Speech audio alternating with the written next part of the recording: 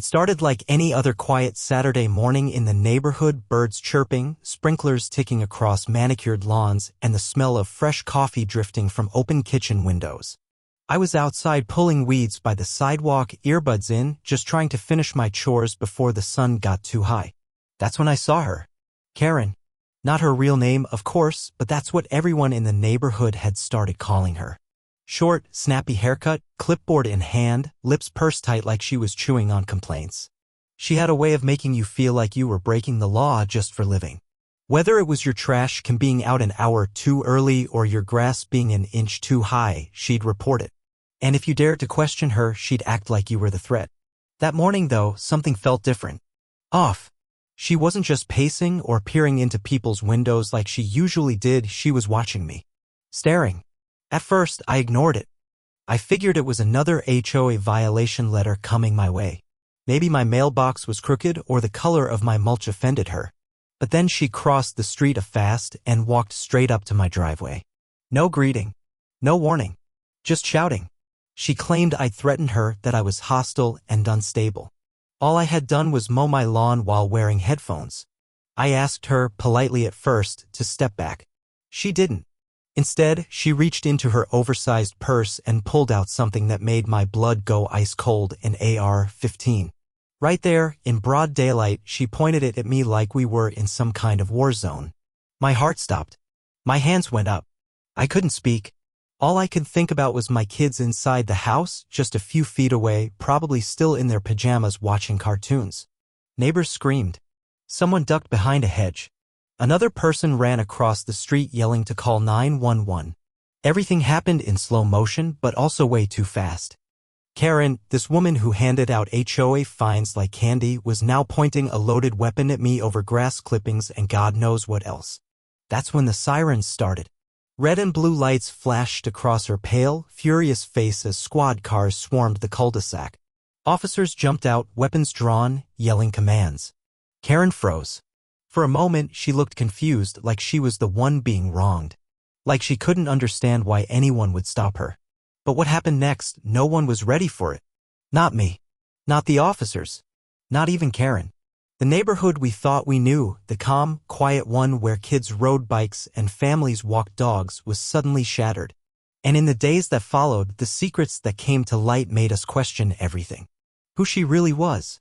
What she was hiding. And how long she'd been planning something like this. This isn't just a story about a neighbor going too far. It's about control, fear, and the hidden cracks in even the most picture-perfect communities. So if you've ever had an HOA nightmare or lived next to someone who made your life miserable for no reason at all, trust me, you'll want to hear what happened next. Because what the police found in Karen's home after she was arrested and banned from the neighborhood wasn't just shocking. It was terrifying. And I still wonder, if she hadn't been stopped that day, how far would she have gone?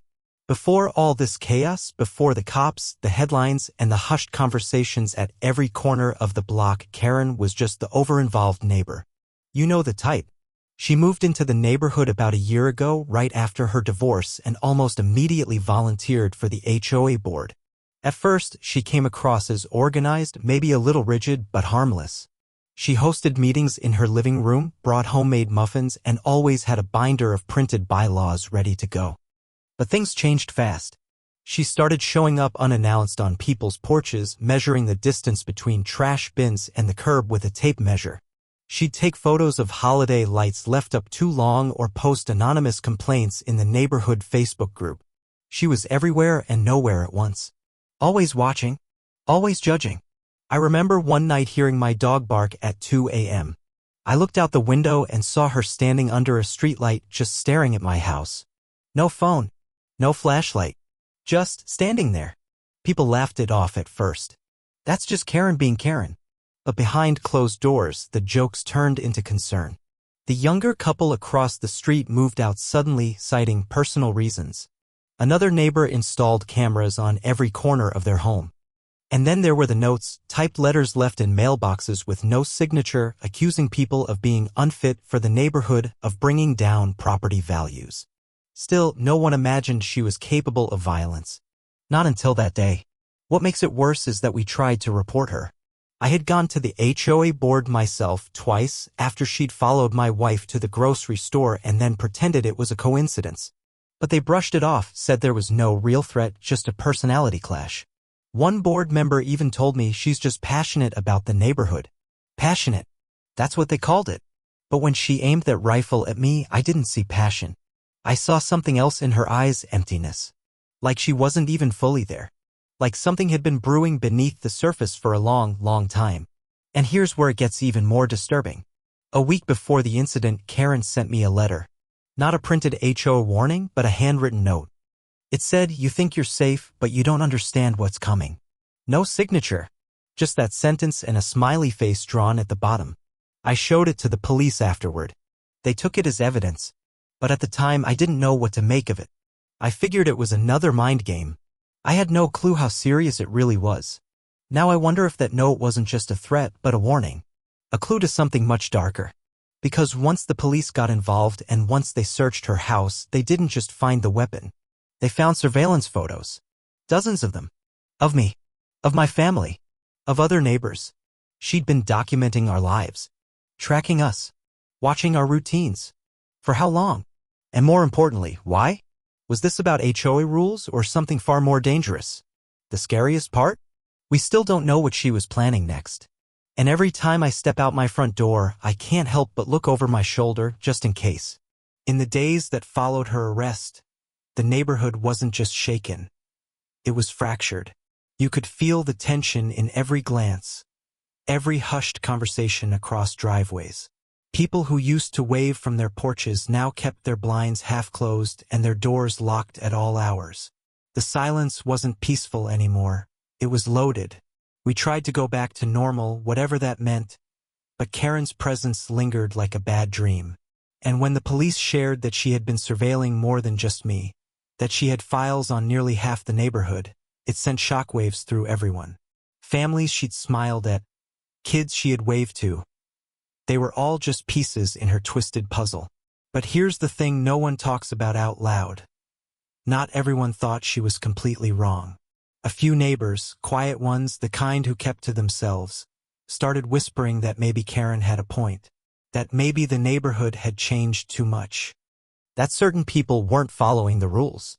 I overheard one man mutter, "She went too far, yeah, but at least she cared." That hit me harder than it should have. Because what does it say about a place when fear can be excused just because it's wrapped in policy and rules? That's where the deeper conflict started to rise. The HOA board, already under fire for ignoring complaints about Karen, began turning on each other. One member resigned, citing stress. Another tried to pin the blame on a lack of resources. But when I found out that Karen had been donating generously to the HOA's legal fund, it all started to look less like oversight and more like protection. Had they known more than they admitted? Did they ignore the red flags to keep her close? Then came the discovery that truly shook me. I was helping my neighbor Rachel, a single mom, set up a new camera system. She'd lived next to Karen for 8 months and they'd never exchanged more than 5 words. While rewiring the side of her garage, I noticed something strange. Behind a loose panel wedged deep inside the wall was a tiny recording device. A mic hidden. Recording who knows what and for how long. We called the police again. They logged it. Another item added to the growing list of evidence that Karen wasn't just acting alone. Someone had to have helped her. Or at the very least, turned a blind eye. That's when the guilt started creeping in for all of us. We saw the signs. We joked about them. We even warned each other quietly but never loudly enough. Was it fear? Or denial? I started thinking about the day I saw Karen crying in her car last winter. I had knocked on her window to ask if she was okay. She waved me off. Told me she was fine. But now I wonder, was that the beginning of her unraveling? Or was she already too far gone? There's a photo that keeps me up at night. The detectives showed it to me. It's a grainy picture printed from a camera that had been aimed through our kitchen window. In the photo, I'm laughing, my son's on my shoulders, arms wide like an airplane, and my wife is reaching to stop a pot from boiling over. It's a beautiful moment. One I didn't even know was being taken. But to Karen, it was part of some larger narrative she was building. Some twisted belief that she needed to control what she didn't understand. And now I keep asking myself the same question: what happens when fear disguises itself as order? When paranoia wears the face of community. Because Karen may be gone, but something darker stayed behind. The nightmares started after the photo. Every night, I jolt awake at 3:17 a.m. the same time. I check the locks. Look out the window. Nothing. Just the hum of streetlights and the too perfect quiet of our neighborhood. But the unease never left. It wasn't just the fear of Karen. It was the fear that she hadn't been working alone. Then came the knock. 3 short taps. No doorbell. Just enough to freeze my blood. I opened the door cautiously. It was Tom from 2 houses down. Usually chatty, the kind of guy who barbecued every weekend and cracked dad jokes. But tonight, he looked like he hadn't slept in days. Eyes bloodshot. Face pale. He stepped in without waiting for an invite and said, "I think they're watching me now." I locked the door behind him. "What are you talking about?" He handed me a folder. Inside were printed emails. Anonymous, threatening. Sent to his work account. One read, "Stop talking or we'll bury more than grass." Buried. The word stuck in my head like a splinter. That's when Tom told me the worst part. He used to be on the HOA board. Stepped down quietly after a disagreement with Karen. Said she wanted to revise the neighborhood charter to allow property inspections without notice. Said it was for safety. He voted no. Days later, his car's brake lines were cut. The mechanic found it before anything happened. He never told anyone. Until now. I stared at the folder. Then at Tom. My stomach twisted. "You think this goes deeper than Karen?" He nodded. She wasn't the mastermind. She was the distraction. The words hung heavy in the air. Suddenly, my phone buzzed. A motion alert from the backyard camera. I pulled it up. Static. Then a flash, just a silhouette slipping past the shed. Too fast to catch clearly. I grabbed the flashlight and motioned for Tom to follow. We stepped outside, trying to stay quiet, hearts pounding. The air felt thick, like it was holding its breath. We crept past the flower beds, around the garden, then crunch. Footsteps. Not mine. Not Tom's. We spun around. Nothing.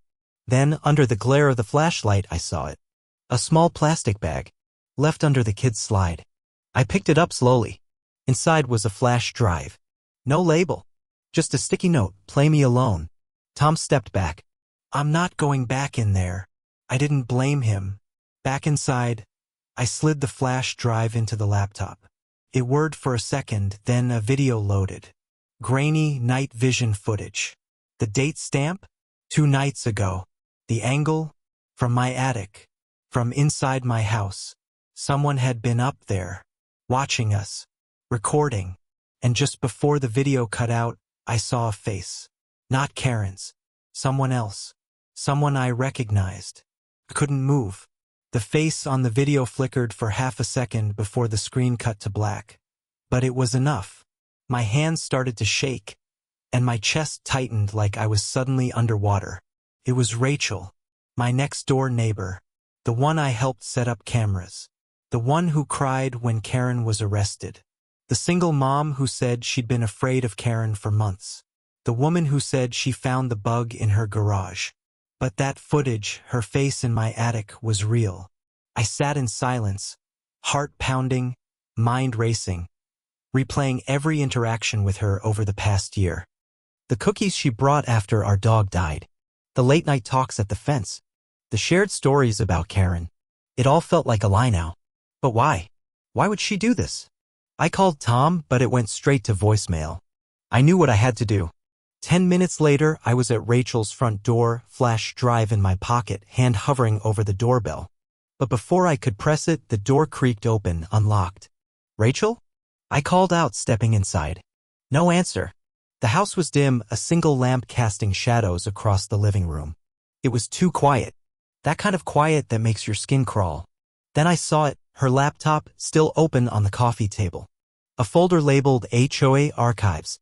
Dozens of files. HOA meeting recordings. Surveillance logs. Emails, some of them from Karen. Some of them to other neighbors. And then, one file labeled confession.mp4. I hesitated, then clicked. Rachel's face filled the screen. Pale. Eyes puffy. She looked exhausted. "If you're watching this, then something's gone wrong," she began. "I never meant for it to go this far. I was just supposed to keep an eye on her, on Karen. That's what they told me. Keep tabs. Protect the community." That's what the private security firm said when they recruited me. But Karen wasn't the only one being watched. She paused, wiping her eyes. It wasn't just about rules or property values. There's something bigger happening in this neighborhood. There are files on every resident collected, stored, analyzed. And I helped them. I installed devices. I kept quiet. And when Karen started losing control, they made her the scapegoat. She looked directly into the camera. They wanted her gone. But not because she was dangerous. Because she knew too much. The screen glitched, then cut out. Behind me, a floorboard creaked. I turned. Rachel stood there, barefoot, her eyes hollow. You weren't supposed to see that, she whispered. I trusted you, I said, voice low. You used my family. She shook her head. You don't understand. I was trying to protect you. All of you. But it's bigger than me now. They know you saw the drive. Who's they? She didn't answer. Instead, she walked over to the window and slowly closed the curtain. You need to leave. Now. Before it's too late. And outside, just beyond the glass, black SUVs began pulling into the neighborhood. The walls felt like they were closing in. Rachel backed away from the window slowly, her breath shallow, trembling. The silence between us was heavy, thicker than fear. It was something else. Regret? Guilt? I wasn't sure anymore. But the approaching SUVs told me this wasn't over. Not even close. Rachel, I said, voice calm but urgent, we need to go. Now. She didn't move. I can't, she whispered. They'll know I broke protocol. I'm already marked. Marked? The word landed hard. It wasn't just surveillance. It wasn't just Karen. This was a network bigger than HOA complaints and neighbor feuds. It was control, silence, systems hidden in plain sight. And Rachel wasn't a villain. She was a pawn. Just like Karen. Just like me. I crossed the room and grabbed her wrist. You don't have to go down with them. She finally looked me in the eye. There's something in the crawl space. Under my house. I was told to keep it hidden. A flicker of headlights flashed across the blinds. Doors slammed outside. Footsteps coordinated, fast, deliberate. I grabbed Rachel's laptop, yanked the charging cable free, and motioned for her to follow. We slipped through the kitchen and down the back stairs into the crawl space beneath the deck. It was dark, tight, and damp. She guided me to a plastic storage bin shoved against the foundation wall. Inside? Hard drives. Labeled by house numbers. There was one with mine on it. Why keep these here? I asked. She didn't answer. She just stared at them, like they were her own sins boxed and stacked like relics. Then came the voices, muffled but closing in. Sweep the back. I shoved as many of the drives as I could into my bag. Rachel hesitated. Then she took one, just one, and slipped it into her coat pocket. We crawled through the lattice, past the rose bushes, and cut across the neighbor's yard. Sirens were already in the distance. Someone must have called the cops. Or maybe someone wanted this to happen. We ran. 2 blocks down. Tom's truck was parked just where I asked. Engine running. He opened the door. Jesus, what the hell is going on? No time, I said, tossing the bag into the back seat. Drive. Rachel stayed quiet the whole ride, staring at nothing, until finally, she turned to me and said, There's one last thing you should know. I braced myself. That flash drive you found? I didn't leave it for you. I froze. What? I don't know who did. But someone wanted you to see all of this. The pieces clicked all at once. The attic footage. The motion alert. The timing. Someone else had access. Someone watching not just us, but watching Karen, Rachel, me like a puppet master pulling strings. And we were never the center of it. We were the test. And just before we reached the police station, my phone buzzed again. A new message. No number. Just 6 words, you saw enough. Stay quiet. And attached was a live feed of my own living room. Someone was still inside. Watching. Listening. Waiting. 3 weeks passed. The neighborhood didn't bounce back overnight. How could it? The cul-de-sac once filled with chalk drawings and cookouts now felt quieter, like it was holding its breath. Police cars became a common sight. The HOA board was disbanded, every member under investigation. Karen remained in custody, her name suddenly absent from the gossip she once fueled. But what surprised everyone more was the silence around Rachel. She disappeared the day after we handed over the drives. Vanished. No goodbye. No forwarding address. Just an empty house and a porch light that stayed on all night. The authorities took the data, ran their own internal reviews, and issued a statement. A rogue private security contractor had overstepped ethical boundaries in a residential HOA partnership. That's all they said. No names. No accountability. Just enough to calm the public, but never enough to tell the truth. But I knew. Those drives held everything: proof of surveillance, conversations recorded without consent, even tampered HOA elections. Karen had been used as a front. A pawn. She was difficult, yes, even obsessive. But what she did wasn't only madness, it was desperation. She had discovered the manipulation too late. And Rachel, torn between duty and guilt, tried to undo what she had once helped build. As for me, I moved my family out of the neighborhood a month later. Sold the house below value. I didn't even care. Peace was worth more. We live near the woods now. No HOA. No rules beyond kindness and decency. The kids play in dirt instead of on manicured lawns. And I've learned to stop checking the cameras every hour. I've learned to breathe again. But every now and then, just once in a while, I get a letter in the mail. No return address. Inside photos. Not threatening. Not even clear. Just shots of me, my family. At the park. Getting groceries. Laughing. And on the back of each photo, a single sentence. Still watching. Stay safe. So I keep the cameras. But I no longer live in fear. Because fear is what kept us quiet. What allowed it all to grow in the dark. And maybe that's the final lesson in all of this. Sometimes the scariest monsters aren't the loudest. They're the ones disguised as neighbors, as rules, as concern.